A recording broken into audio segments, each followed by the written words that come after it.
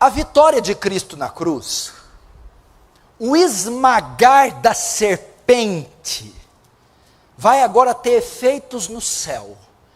Ele derrotou ela. Ele pagou pelo pecado de todos os homens. Ele redimiu a raça humana. Ele venceu.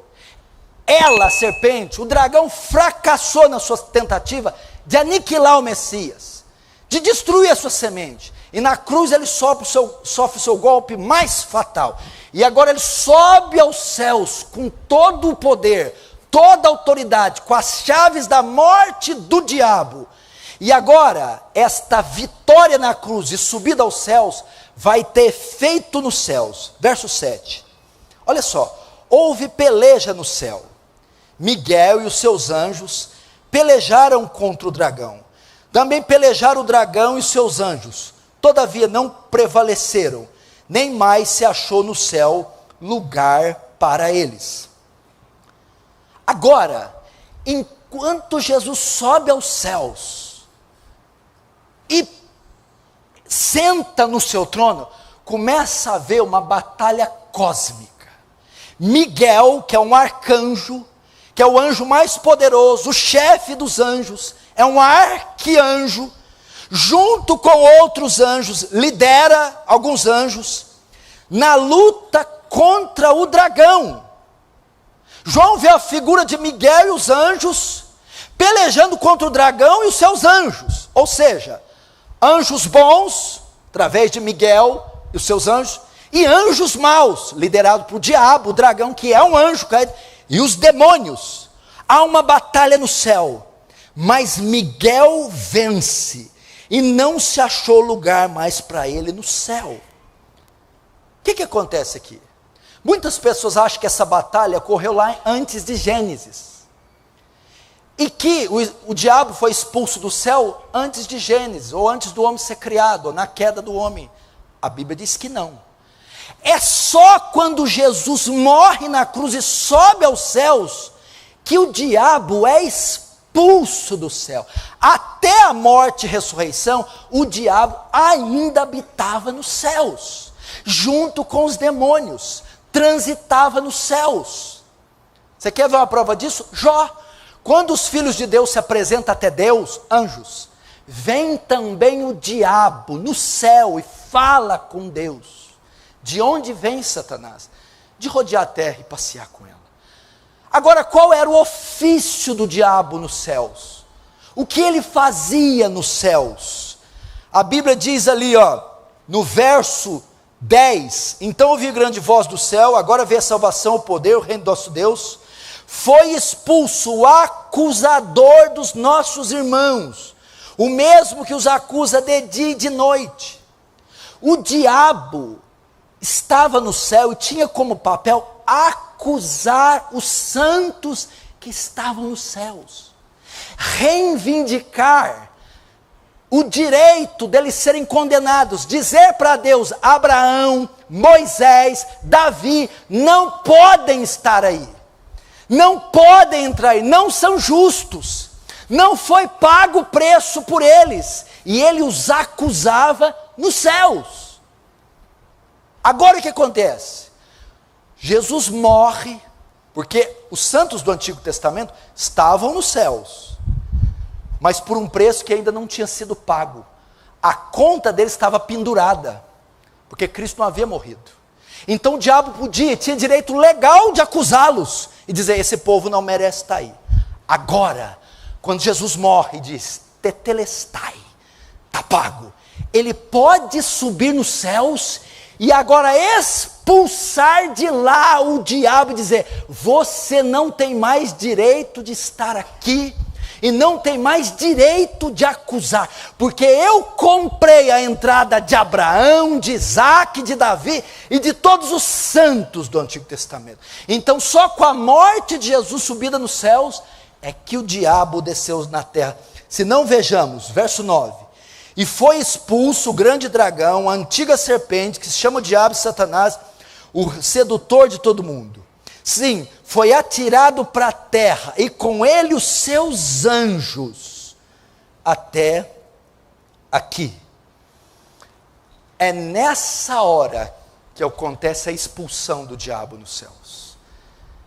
É nessa hora. Veja só, os céus estavam com um promotor, estavam com um advogado, um juiz de acusação, o tempo todo acusando os santos, o diabo. Agora, com a morte e vitória de Jesus, sobe um advogado, aquele que justifica os pecados, aquele que absolve os santos, e ele sobe dizendo: todos eles têm a garantia legítima de estar aqui. Cai fora, diabo. E ele despoja, expulsa. Por isso Paulo vai escrever aos Colossenses: e ele triunfou em si mesmo na cruz, Jesus, despojando principados e potestades. Despojar é tirar do seu lugar, é tirar da sua glória, do seu trono, é botar no chão. Quando é que ele despojou o diabo do seu lugar, da sua glória? Na cruz. Aqui acontece a queda. Agora, onde o diabo está? Onde ele mora? Onde ele habita, desde que Jesus subiu nos céus? O diabo não está nos céus, não mora mais nos céus, não anda mais nos céus. O diabo também não está no inferno. O inferno hoje é a palavra grega Hades. O diabo não está no Hades. Onde o diabo está? O diabo está aqui na terra. É aqui que ele foi lançado. Dos céus ele, e uma terça parte dos anjos rebeldes, dos demônios, foram lançados aqui na terra. Quando o diabo for condenado, ele não vai para o Hades, ele vai para o Gueena. Ele vai para o lago de fogo. O Hades, ele nunca esteve, nunca estará. Não está nos céus, ele está na terra. Porque a Bíblia diz no verso 9: foi atirado para a terra, e com ele os seus anjos. Irmãos, essa batalha no céu só ocorreu porque Jesus conquistou o direito legítimo de salvar, perdoar e colocar nos céus todos os santos do Antigo e do Novo Testamento. Então ele ordena a batalha, liderada pelo arcanjo Miguel, e expulsa de lá o diabo e os seus comparsas, os demônios, e os lança na terra. Agora o verso 10, nós vamos ouvir um brado, um canto de vitória, lá dos céus. Veja o verso 10. Então ouvi grande voz do céu, proclamando: agora veio a salvação, o poder, o reino do nosso Deus, e a autoridade do seu Cristo. Por quê? Pois foi expulso o acusador dos nossos irmãos, o mesmo que os acusa de dia e de noite, diante do nosso Deus. Agora eles vão dizer a causa da acusação de ser removida. Veja só, verso 11. Eles, pois, eles quem? Os lá do céu, os santos do Antigo Testamento que estão no céu. Eles, pois, o venceram por causa do sangue do Cordeiro, por causa da palavra do testemunho que deram, e mesmo em face da sua morte, não amaram a própria vida. Os céus agora festejam, porque o acusador, o que ia diante de Deus para acusar os santos, foi despojado, expulso, arrastado, atirado ao chão, tirado dos céus. E agora os santos, os anjos, o céu está livre dele, pois ele não tem mais direito legal, direito forense, direito jurídico. Foi paga toda a dívida daqueles que estão nos céus, e ele foi expulso. E qual foi a causa? Eles o venceram por causa do sangue. No tribunal, eles foram declarados justos, tiveram uma sentença favorável, foram absolvidos dos seus pecados, das suas culpas, mediante a quê? O sangue de Jesus. Eles venceram, expulsaram, derrotaram o diabo através da morte e ressurreição de Cristo na cruz. Os pecados foram pagos e o diabo perdeu o seu direito. Foi derrotado pelo sangue de Jesus. Então o verso 12 diz: por isso festejai, ó céus. Por isso festejai, ó céus. Os céus Estão festejando, porque ele não pode mais acusar ninguém nos céus. Os céus estão em festa. O impostor, o embusteiro, a serpente, o dragão, foi expulso de lá. Entretanto, nós encontramos um contraste aqui. Enquanto a obra no céu foi concluída, e os céus festejam a retirada de Satanás, ai da terra. Agora entra em cena nós, é a nossa vez. O que acontece na terra? Presta atenção. Verso 12. Por isso festejai ao céu e vós que nele habitais. Agora a parte B. Ai da terra e do mar, pois o diabo desceu até vós, cheio de grande cólera, sabendo que pouco tempo lhe resta. O que acontece?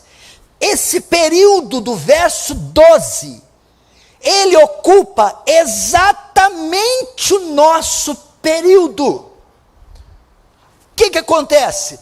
Nas sucessivas derrotas do diabo, ele perdeu quando foi tentar matar Abel, perdeu quando foi tentar matar os filhos em Gósen, os filhos dos israelitas, perdeu quando foi matar os judeus na Pérsia, perdeu quando foi matar os meninos em Belém através de Herodes, perdeu quando foi tentar matar o Messias na cruz e sofreu o seu maior golpe. Nas sucessivas derrotas, na tentativa de vencer o Messias, e agora despojado dos céus, e perdendo o controle e o direito de acusar os santos do Antigo Testamento, só resta uma coisa a fazer: perseguir a descendência da mulher. Vê o verso 17. Irou-se o dragão contra a mulher, foi pelejar contra os restantes da sua descendência. Quem era a mulher? A igreja do Antigo Testamento, não é isso? Israel. E ele se irou com ela, e foi pelejar contra os restantes da sua descendência. Quem é a descendência da mulher? Os que guardam o mandamento de Deus, e têm o testemunho de Jesus, e se pôs em pé sobre a areia do mar. Não podendo mais perseguir a igreja do Antigo Testamento, não podendo mais perseguir os santos do Antigo Testamento, falhando na sua missão de destruir o filho da mulher, o Messias, só lhe resta agora fazer uma só coisa.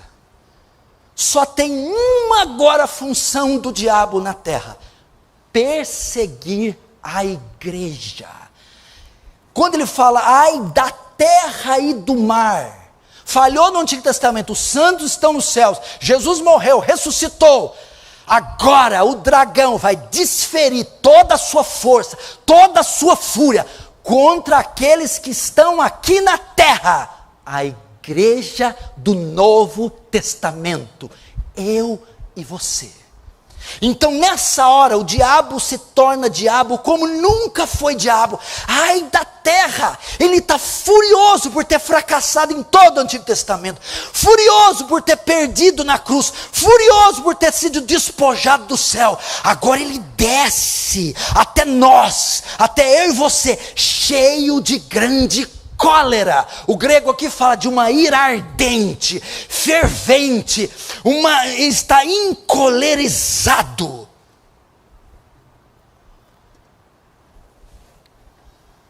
O que significa?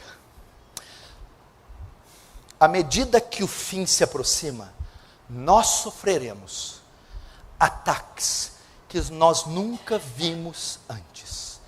Os ataques, as provações, as tentações irão aumentar a cada dia, semana, mês e ano que passa. Por quê? Porque a Bíblia diz que o diabo tem um tempo para fazer isso. E ele está investindo todo o seu poder, por quê? Sabendo que pouco tempo lhe resta. Ele está com seus dias contados. Está com seus últimos dias de vida. Ele está prestes a sair de cena. Então ele vai usar tudo que ele tem, toda a força, toda a inteligência, todo o seu poder contra a igreja, porque ele tem pouco tempo. Então aqui está a resposta: por essa razão que nós estamos sendo assediados por ele como nunca. É por essa razão, à medida que o tempo passa, o diabo se torna diabo, como nunca foi diabo. Irmãos, são dias que ele vai vir com toda a sua força, e ele vai nos tentar a desistir da fé. Ele vai nos tentar a cair nos pecados e nos emporcalhar de iniquidade, perdendo nossa santidade.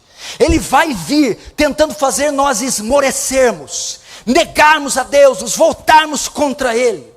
Ele vai vir causar em nós tropeços, oposição de todos os lados, de todas as sortes, de todas as maneiras. Ele vai tentar oprimir, ele vai tentar atacar, ele vai fazer de tudo para oprimir o povo de Deus. E o clímax disso, o último do último tempo, virá na personificação do anticristo, onde, através de um homem e de um sistema, ele desencadeará a maior perseguição e manifestará toda a sua fúria, onde Adolf Hitler, Mussolini, Stalin, César parecerão crianças.